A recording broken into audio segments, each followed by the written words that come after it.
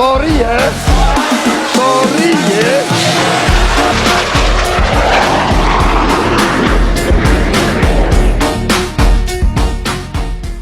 TNI Angkatan Udara sedang memasuki fase paling ambisius dalam sejarah modernnya. Dalam waktu yang tidak terlalu lama, Indonesia akan kedatangan gelombang jet tempur baru dalam jumlah masif. 42 unit Dassault Rafale mulai berdatangan secara bertahap. 48 unit KAI KF-21 Boramai tinggal selangkah menuju finalisasi penuh dalam 3 batch produksi. Dan dalam jangka panjang, Indonesia juga terlibat dalam program Taikaan dengan rencana pembelian 48 unit. Jika semua terrealisasi penuh, maka dalam 10-15 tahun ke depan, TNI Angkatan Udara akan mengoperasikan lebih dari 130 jet tempur generasi baru. Pertanyaannya sederhana, tapi krusial. Siapa yang akan menerbangkan semua ini? Dan berapa pilot yang dibutuhkan? Karena membangun kekuatan udara bukan hanya soal membeli pesawat, tetapi membangun manusia yang mampu menguasainya.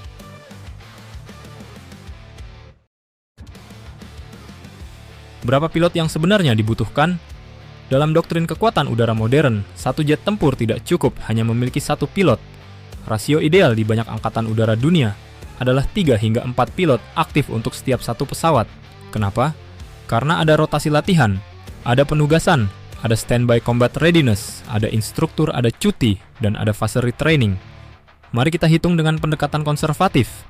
42 Rafale berarti minimal membutuhkan sekitar 126 hingga 168 pilot. 48 KF-21 membutuhkan sekitar 144 hingga 192 pilot. 48 KAAN kembali membutuhkan 144 hingga 192 pilot. Artinya, hanya untuk 3 platform baru ini saja, kebutuhan realistis berada di kisaran 414 hingga lebih dari 550 pilot tempur aktif. Itu belum termasuk kebutuhan F-16, Hawk, dan Sukhoi yang masih aktif, belum termasuk masa transisi, belum termasuk instruktur dan cadangan operasional. Jika dihitung secara menyeluruh, angka kebutuhan bisa mendekati atau bahkan melewati 600 pilot tempur. Dan disinilah tantangan sebenarnya dimulai.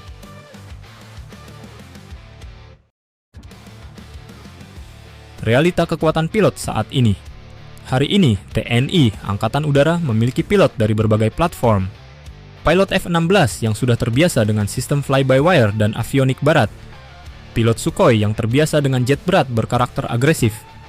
Pilot Hawk dan T-50 yang menjadi tulang punggung pelatihan tempur lanjut. Namun, jumlah pilot yang benar-benar siap langsung dikonversi ke platform generasi 4,5 dan 5 tidaklah sebanyak yang dibayangkan. Konversi memang bisa dilakukan, tetapi tidak instan.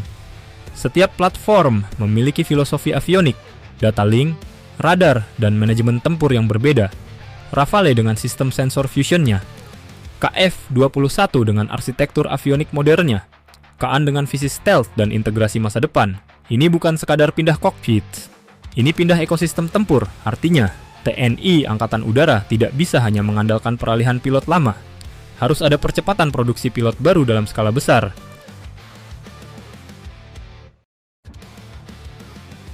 Bagaimana cara mengebut produksi pilot? Kunci pertama ada pada percepatan training pipeline. Jalur pendidikan dari Akademi Angkatan Udara hingga menjadi combat ready pilot harus dipersingkat tanpa mengorbankan kualitas. Artinya, bukan memotong materi, tetapi mengoptimalkan metode. Simulator generasi terbaru menjadi senjata utama.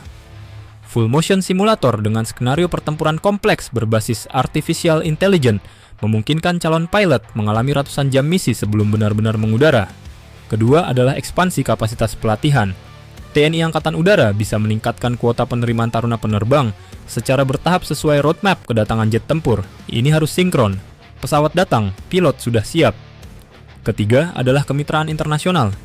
Pengiriman calon pilot ke negara mitra untuk menjalani conversion training lebih awal akan mempercepat kurva pembelajaran. Exposure terhadap kultur tempur negara maju juga meningkatkan kualitas. Keempat adalah optimalisasi instruktur senior. Pilot-pilot berpengalaman yang memasuki masa pensiun bisa difungsikan sebagai instruktur simulator dan evaluator taktis. Transfer ilmu tidak boleh terputus, karena mencetak pilot tempur bukan hanya melatih tangan dan mata, tetapi membentuk mental decision making dalam tekanan ekstrim.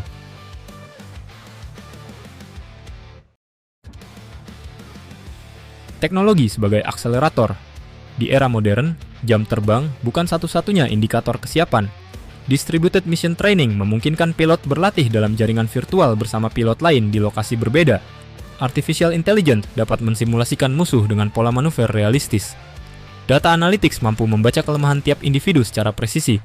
Artinya, 1 jam di simulator canggih bisa setara dengan beberapa jam latihan konvensional.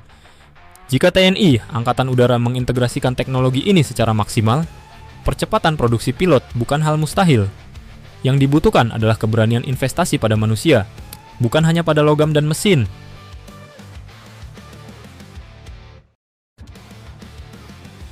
Tantangan terbesar, retensi dan konsistensi. Ada satu isu yang jarang dibahas, retention. Pilot tempur adalah aset mahal. Biaya pelatihan satu orang bisa mencapai jutaan dolar. Jika tidak dijaga kesejahteraan dan jenjang karirnya, risiko kehilangan SDM berkualitas selalu ada. Selain itu, ekspansi cepat juga berisiko menurunkan standar jika tidak dikontrol ketat. Maka roadmap realistis TNI Angkatan Udara harus mencakup 3 hal. Sinkronisasi timeline kedatangan jet dengan produksi pilot, investasi besar pada simulator dan instruktur, dan kebijakan retensi yang membuat pilot terbaik memilih bertahan.